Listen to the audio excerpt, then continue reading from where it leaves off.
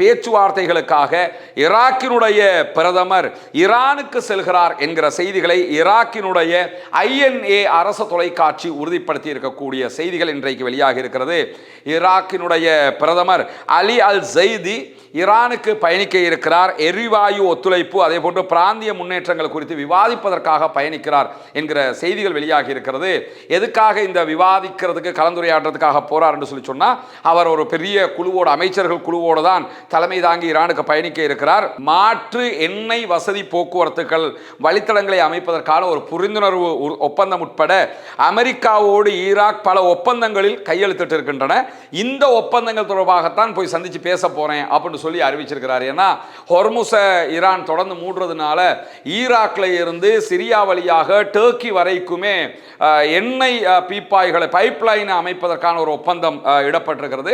அந்த ஒப்பந்தம் தொடர்பாகத்தான் பேச போறோம் அப்படின்னு சொல்லி அறிவிச்சிருக்கிறார். ஈரான் இது தொடர்பாக என்ன நிலைப்பாடுகளை எடுக்க போகிறது என்கிற கேள்விகள் எல்லாம் இருக்கு. இதுல ஒன்ன கவனிச்சுக்கிறங்க, இதுவரைக்கும் நடக்காத செய்திகள் ஒன்றுதான் இது.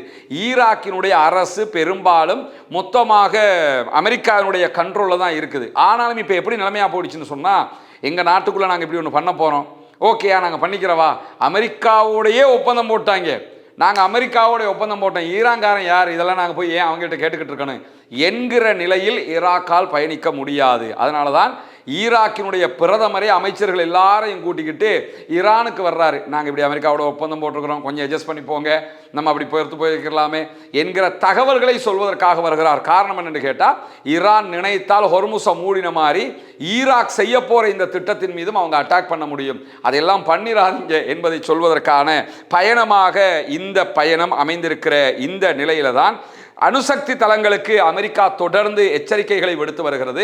நாங்க அணுசக்தியாக அணு குண்டை உருவாக்குகிற எந்த ஒரு காரியத்திலும் ஈடுபடல, ஆனால் தொடர்ந்து இப்படி எச்சரிக்கைகள் விடுக்கப்பட்டு கொண்டே வருகிற நிலையில அவர்கள் என்ன தாக்குதல் நடத்தினாலும் அதை எல்லா விதத்திலும் எதிர்கொள்வதற்கு நாங்கள் தயாராக இருக்கிறோம் என்று ஈரானுடைய IRGC இன்றைக்கு விடுத்திருக்கக்கூடிய அறிவிப்பில் சொல்லியிருக்கிறாங்க. ஈரானுடைய பீகாக்ஸ் மலை என்று அறிவிக்க சந்தேகப்படக்கூடிய ஒரு மலை, அந்த மலைக்கு கீழே தான் ஈரான் மிகப்பெரிய ஒரு அணு ஆயுத தயாரிப்பு ஆய்வு கூடத்தை நிறுவி இருக்கிறது என்கிற செய்திகள் வெளியாகி இருக்கிறது.